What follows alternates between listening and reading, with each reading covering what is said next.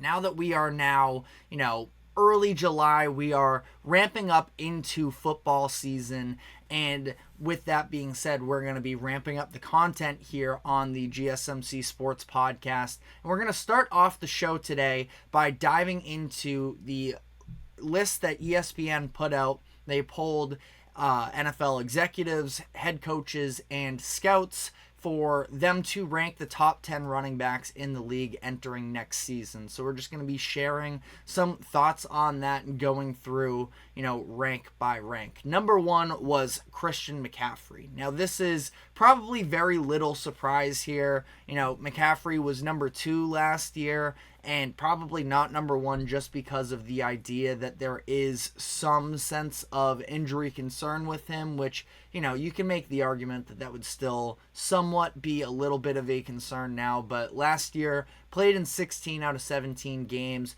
led the league in rush yards and scrimmage yards. He was unbelievable, and he has been for, the entirety of his 8-year career up to this point. And just somebody who can absolutely do it all. You look at some of the contracts that have been handed out to running backs over the past decade or so. Some players that have gotten injured, Todd Gurley, Alvin Kamara, Ezekiel Elliott, some of these other players that have received these big-time paydays and have sort of been a cautionary tale as to why you don't give out these massive contracts to running backs. And again, Christian McCaffrey has absolutely dealt with his fair share of injuries, but we're looking at 2 straight years where he's played in at least 16 games.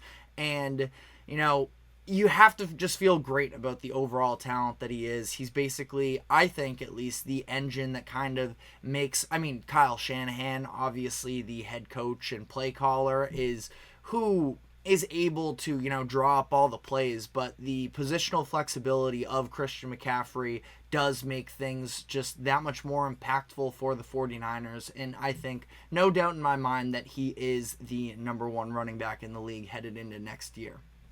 Number 2 was a little bit of a surprise to me. Breece Hall, of course, of the New York Jets, played 2 seasons in the NFL so far and missed the majority of one of them with a torn ACL injury in his rookie season.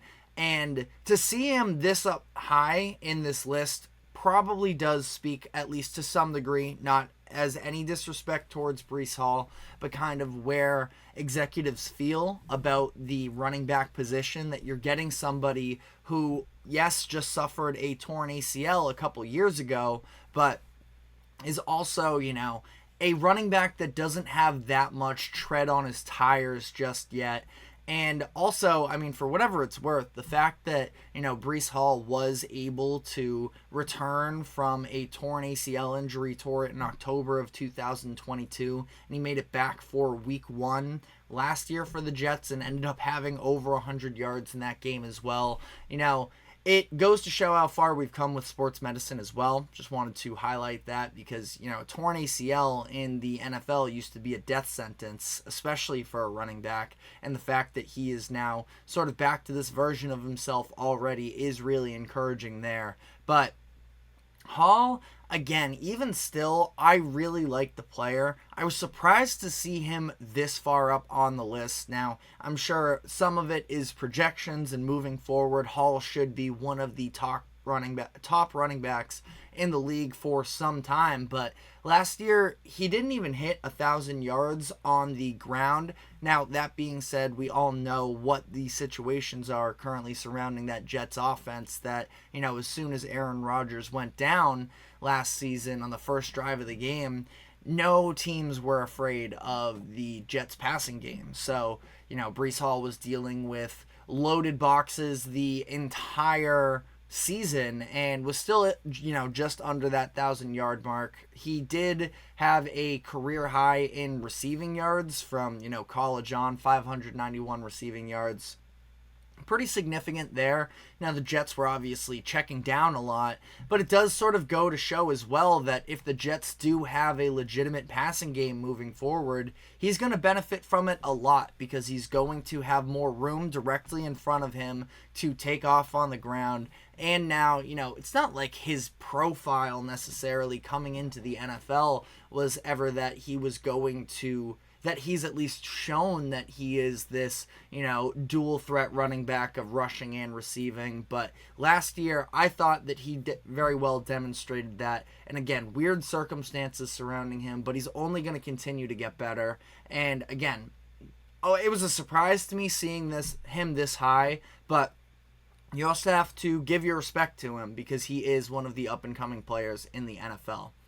Number 3 is Nick Chubb, and this is obviously one of the most strange players to try and put into a position here just because of the injury factor. Nick Chubb was number 1 in this poll a year ago today, and it was very well justified. Nick Chubb is the best pure rusher, I would argue, in the league. Plus, he's no slouch either in the receiving game. But, when you look at that injury that he suffered in week 2 against the Steelers, tearing his ACL and MCL, had the additional damage to his meniscus and medial capsule all in one hit. It was a brutal, brutal injury. And it's not the first time we've seen Nick Chubb suffer these types of injuries as well.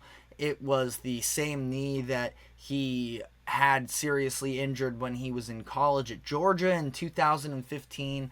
It required 2 surgeries in the fall to be able to fully repair that left knee of his. So, fingers crossed that he's going to be able to come back because, again, he is just an absolute monster of a running back, and he is a huge difference maker as well for the Browns. Now, they just made the playoffs last year even without him, but Nick Chubb behind that talented offensive line is a scary force there. And, who knows what sort of comes of Deshaun Watson, where he is at with the Browns franchise at this point. But, they're hoping that he can take a step forward, and having Nick Chubb available to him and a dominant run game would be a massive part of that. Because as much as the Browns defense is still very talented, you're asking a lot of that defense to replicate the type of season that they had that was, borderline historic last season for the Browns, obviously up until that playoff game. Number 4, Saquon Barkley, of course signed by the Philadelphia Eagles in free agency this past year. He's somebody that has definitely had a more illustrious, you could say, profile up to this point in his career versus a Breece Hall.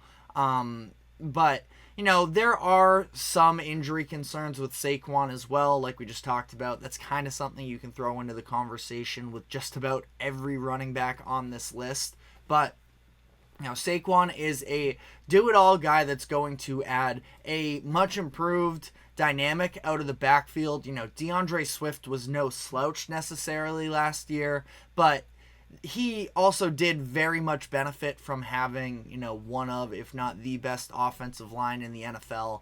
And Saquon is going to, now obviously without Jason Kelce on that front, but Barkley is going to be an awesome fit. I'm super excited to see what Kellen Moore is able to cook up with Saquon Barkley and Jalen Hurts, who Hurts is going to be healthier this year. You would have to hope. He was dealing with some injuries that limited his mobility last year. Him and Barkley as a read option threat is something that is going to strike a lot of fear in defenses next year. So this is about the range I would put Barkley in as well.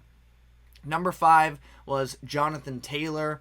Taylor, has had a very loud career up to this point, despite it being so short, where, there was absolutely an argument for him to be higher. I think last year when this list came out, coming off of a down year, he was number 6. And the Colts are in a little bit of a weird spot. A good, not great offensive line obviously had, different things going on with that quarterback room. Anthony Richardson going down early in the year. Gardner Minshew taking over and being a good option for them. But again, I just talked about the read option threat of Hurts and Barkley. We'll see if the Colts decide to lean into that type of offense or if they're going to just try and keep Anthony Richardson as clean as possible. But, 2, physical specimens, absolutely, that are very versatile, and I'm really looking forward to that combination of the two of them as well.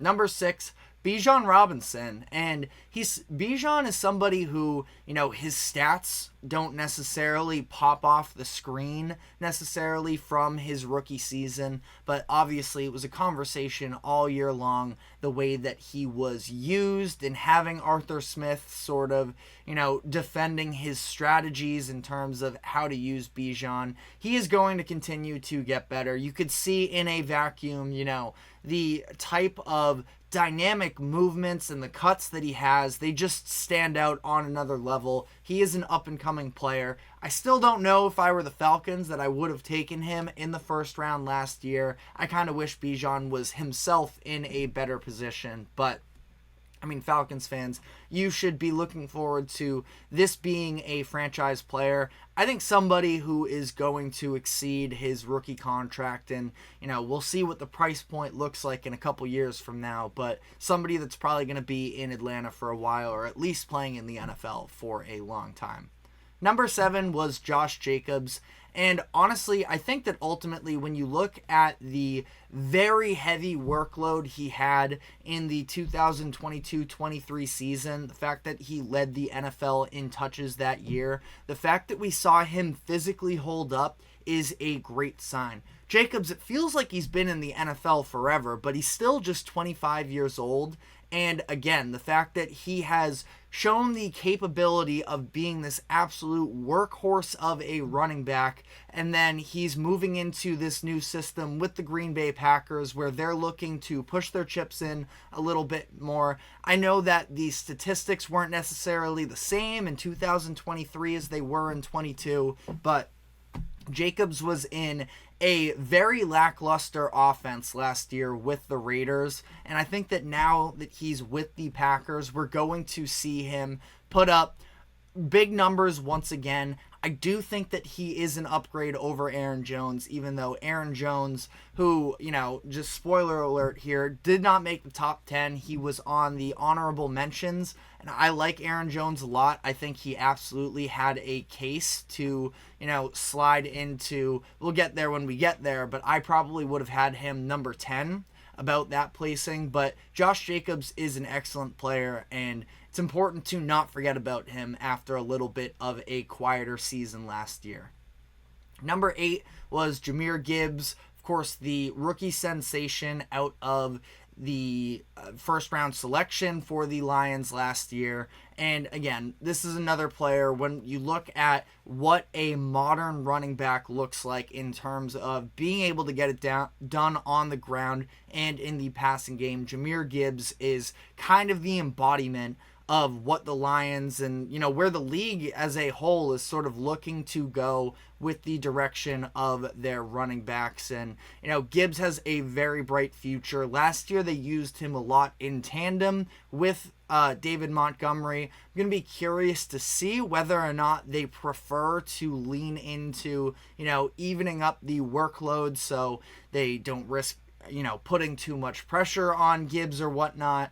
But when they drafted him, there were stories coming out of Detroit that they were interested in seeing what he could look like if he lined up on the outside as a wide receiver. And that's something that we didn't really see all too much of. Now, again, was a great receiving threat last year, but curious to see what his evolution looks like in the NFL, because I think he is capable of a lot. So 8 is almost even a little bit low to me, but let me know how you feel in the comments section.